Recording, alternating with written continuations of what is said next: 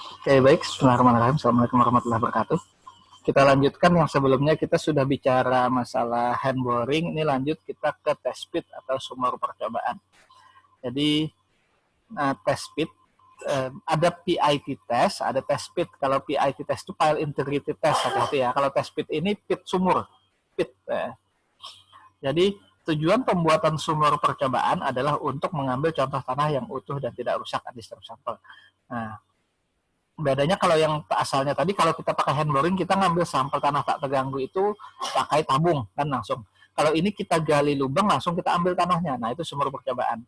Jadi kita bikin sumur langsung ambil tanahnya di situ, nggak pakai pipa hand boring, nggak pakai pipa besi.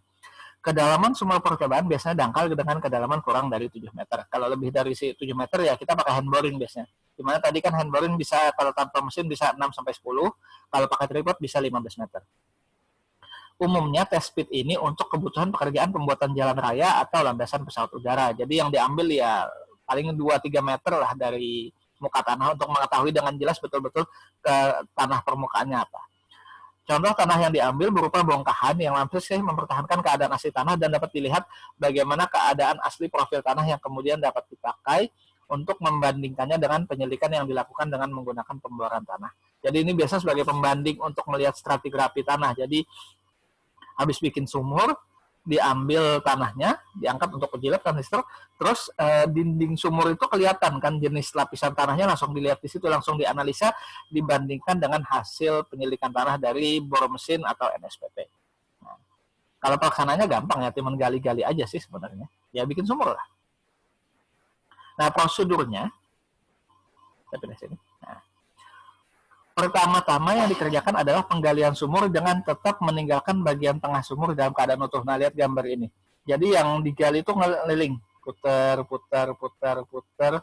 sampai kedalaman yang dikehendaki sudah dicapai, barulah dibentuk calon contoh tanah yang diambil sesuai dengan ukuran yang dikehendaki. Contohnya di gambar ini, setelah digali memutar sampai kedalaman yang dikehendaki, ini dibentuk box kubus supaya bisa diangkat nantinya. Nah, dibentuk kubus ini dikerjakan dengan pisau, biasanya panjang 20-30 cm. Nah, kemudian, untuk menghindari adanya penguapan air yang tergantung dalam contoh tersebut dioles dengan parafin.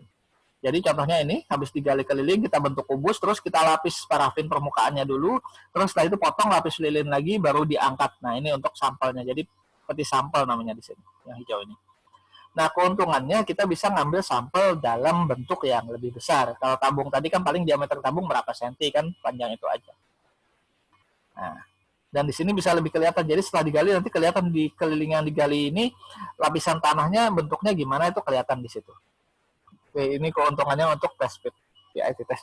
Tapi ya karena digali seperti itu nggak bisa dalam-dalam. Kalau nggak itu runtuh dinding di sekitarnya ini. Nah, oke, pindah lagi.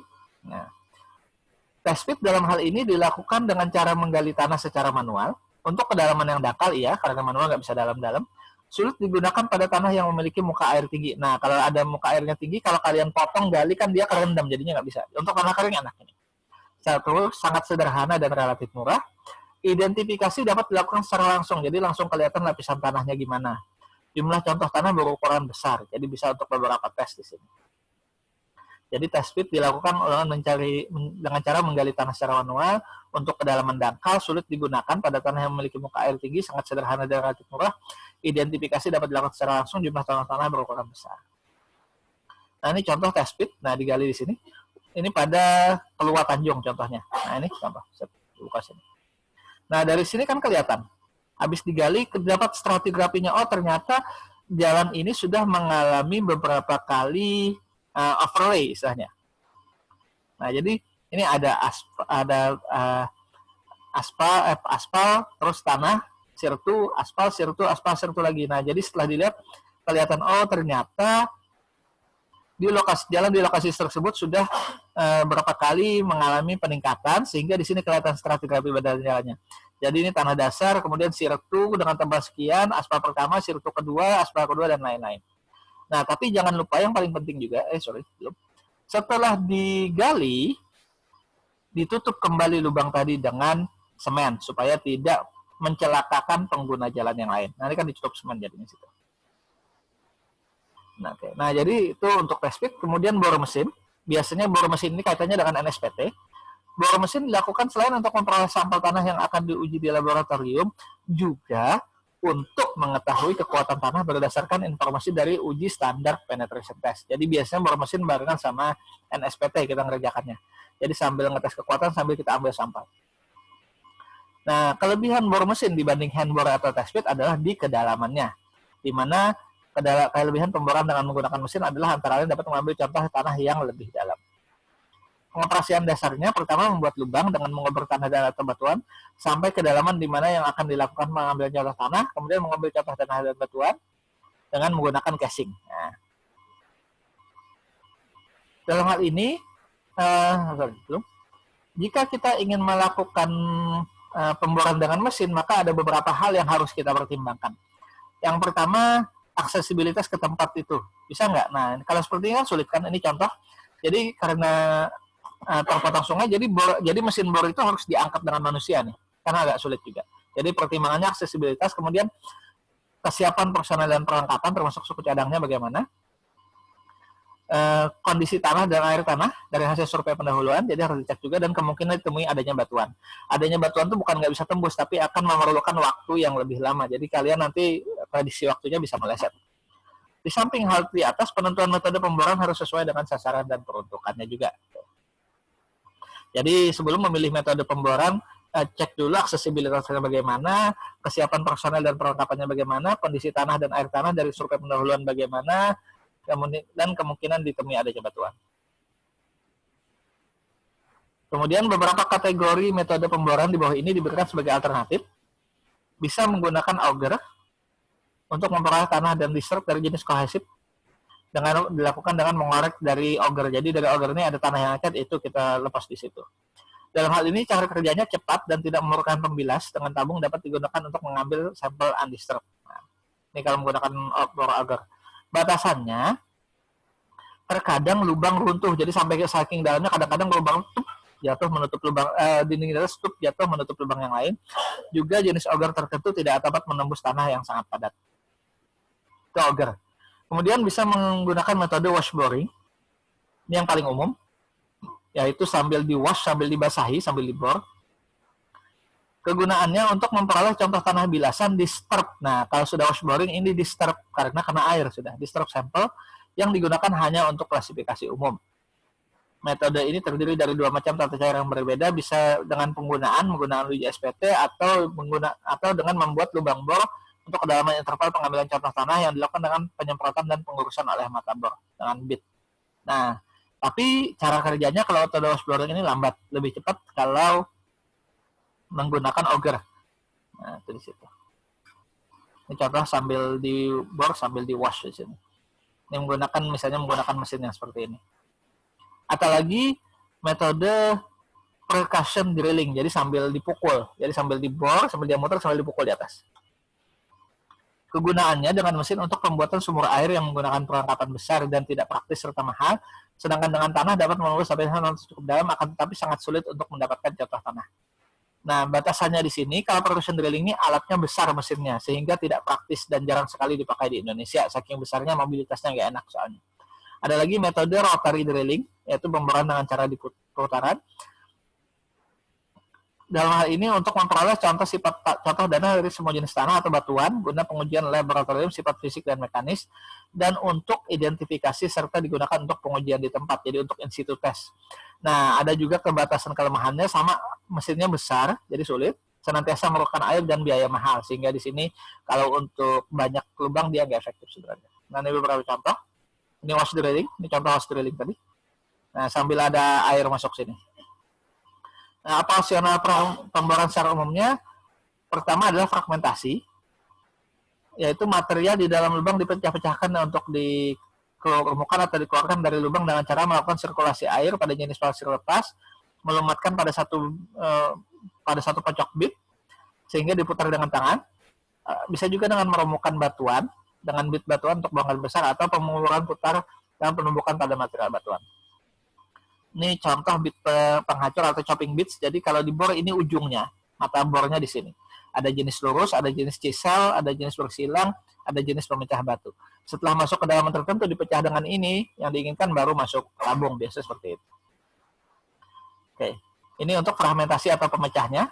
Tinggal dipilih menggunakan yang sesuai, menggunakan mata bor yang mana.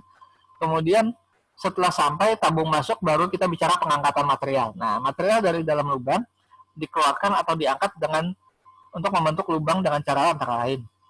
Bisa dilakukan dari ujung pada dasar dengan air bersih atau dengan bubur-bubur dengan tekanan udara juga bisa. Jadi setelah masuk ini di ujungnya ini di ujung dari luar ini dialiri air supaya ininya ngangkat. Nah, bisa seperti itu atau dipompa dengan tekanan udara bisa atau dengan slurry bisa juga. Nah, yang penting tujuannya adalah sampel tanah yang berada di kedalaman bawah ini itu dia naik sampai ke atas sehingga bisa kita ambil tuh di situ. Nah, kemudian harus diperhatikan juga stabilisasi lubang bornya sendiri. Di mana masalah yang timbul pada pemboran umum biasanya terjadi cekungan-cekungan pada dinding lubang dan juga pada bagian dasar lubang yang umumnya sering terjadi di bawah muka air tanah pada saat air merembes ke dasar lubang dari sekelilingnya mengakibatkan gangguan terhadap contoh tanah yang diambil. Nah, stabilisasi bisa dilakukan dengan cara menggunakan casing. Nah, casing ini dalam hal apa ya? Casingnya bisa casing baja, bisa juga casing slurry atau bentonite campuran. Nah, dalam hal ini casing lubang bor harus diberi selubung atau casing bila sisinya diperkirakan akan rusak. Kalau kira-kira tanahnya sangat keras sehingga takut rusak harus dikasih casing. Casing ini berupa pipa-pipa panjang yang disambung satu sama lain yang dipancang atau didongkrak ke dalam lubang tersebut.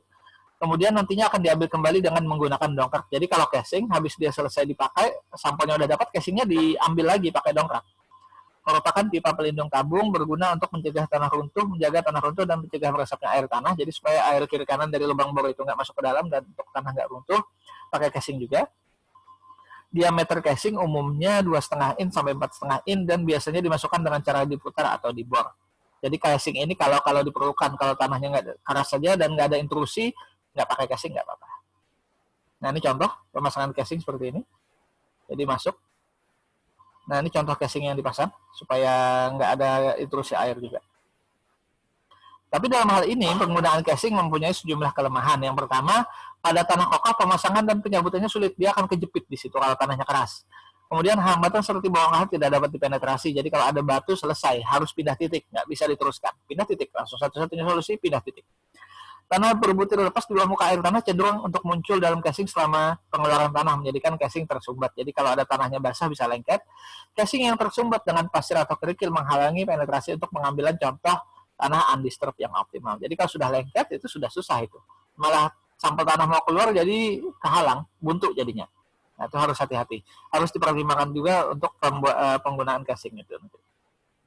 Nah, kalau tidak mau menggunakan casing seperti baja, pipa baja tadi, bisa menggunakan mud slurry atau bubur lumpur atau bentonite, di mana dibuat secara alam dengan mencampur tanah lempungan selama pemboran atau dengan menambah bentonite bisa. Adalah metode yang cepat dan murah dan cocok untuk semua bentuk pengambilan tanah. Sedangkan kelemahannya, kalau tanahnya lunak mungkin terjadi penutupan lubang, relatif diperlukan pompa besar untuk sirkulasi selari, karena kalau dia numpuk kan jadinya lumpur malah. Terutama pada saat pemboran lebih dari 10 meter dan biasanya lumpur akan menembus tanah dan mencemari contoh. Nah, ini yang paling dilakukan. Kalau sama-sama tanah lunak, jangan-jangan kecampur sama mat selari nanti contoh sampel tanahnya, jadi nggak undisturbed lagi. Ya, kan sia-sia jadinya. Jadi harus dipertimbangkan. Nah, sedangkan untuk pemboran seri ini, penerapan umumnya, pertama ada mesin penggerak, kemudian perlu mesin pompa air, penggerak, pompa air, ada tiang, ada derek atau winch-nya di sini, dan ada rig pemboran, rignya. Ini adalah yang umum digunakan. Tinggal nanti mesinnya ini misalnya ukurannya seberapa kapasitasnya, tiangnya setinggi apa, dan lain-lain. Tapi ini adalah bagian yang umumnya. Jadi untuk pemboran mesin, kita perlu mesin penggeraknya, ada mesin pompa airnya, ada tiangnya, ada penderek atau winch-nya, dan ada rig pemboran. Nah, ini contohnya. Kalau sudah di atas sungai, maka ngebornya di atas apar-apar. Ini contohnya dari galam, dibikinkan kayak anjungan dari galam, baru dibor di bawahnya. Kalau di pinggir jalan kan enak, mesinnya langsung duduk di situ. Jadi ini adalah biaya tambahan yang nantinya harus diperhitungkan kalau kalian melakukan pemboran di atas air. Ini juga sama di atas air, ini di Kota Baru contohnya. Jadi harus dibikinkan apar-apar atau terasnya dulu. Nah, ini hasilnya. Jadi dari hasil pemboran tadi maka akan didapat nih kalau digabungkan dengan nilai NSPT, dapat NSPT, ada dapat soil description-nya di sini. Contohnya di sini dari 0 sampai 3 meter tanah pelampung danau Kelempungan, tanahnya seperti ini. Warnanya apa? Pasiritas tinggi. Kemudian dari 18 sampai 26 contohnya. Pasir Kelempungan warna coklat kekuningan, padat sampai dengan sangat padat. SPT-nya di sini lebih dari 60. Nah, memang sangat padat ya di sini, SPT-nya lebih dari 60 di sini. Nah, ini adalah hasil pemboran nantinya. Jadi ini yang bisa kita gunakan untuk mengidentifikasi tadi berapa daya dukung, fondasi yang dibutuhkan, dan lain-lain. Ini hasil output yang kita harapkan. Nah, ini juga sama, SPT, cuman bentuk tampilannya aja yang berbeda. Jadi ketemu deskripsi tanah dan bentuk SPT gitu, profilnya. Nah, itu tadi kalau kita handbore bor mesin di tanah. Kalau pada batuan gimana? Kalau pada batuan, maka berdasarkan panjang dari sampel batuan yang didapat pada setiap pemboran, harga-harga berikut dapat dipakai untuk pendapat mutunya. Jadi pakai RQD, ada Rock Quality Designation, di mana RQD adalah jumlah panjang dari segmen-segmen batuan yang mempunyai panjang sekurang-kurangnya 10 cm atau lebih dibagi panjang tabung. Jadi dibagi panjang tabung sampel. Jadi yang berukuran pecahan yang berukuran lebih dari 10 cm berapa dibagi panjang tabungnya di situ. Di berapa dalam hal ini tambahkan jumlah panjang dari segmen-segmen itu. Jadi RQD adalah jumlah panjang sampel utuh yang lebih dari 10 cm dibagi panjang pengeboran. Kalau RQD-nya 1 sampai 0,9 itu sangat baik. Kalau 1 kan artinya jumlah panjang sampel utuh yang lebih 20 cm dibagi jumlah panjang tabung itu sama. Tapi kalau RQD-nya 0,25 sampai 0 artinya sangat buruk. Kalau 0 ini artinya tidak ada pecahan di dalam tabung yang panjangnya mencapai 10 cm artinya. Jadi sudah remuk istilahnya batunya. Nah, itu kualitas batuannya sangat buruk. Jadi tinggal dilihat setelah dibor, ukur panjang tabung, kemudian keluarkan dari tabung, diukur yang minimal 10 cm atau lebih, berapa total panjangnya setelah diseti seperti itu. Nah, ini contohnya. Ini core box untuk menaruh sampel batuan. Ini contoh batuan yang dikeluarkan dari tabung. Jadi kalau misalnya sudah dijumlah ada yang 10 cm panjangnya sama dengan ini, artinya 1, artinya RQD kualitas batuannya baik. Itu di situ. Oke, sekian. Terima kasih. Kita sambung lagi minggu depan. Assalamualaikum warahmatullahi wabarakatuh.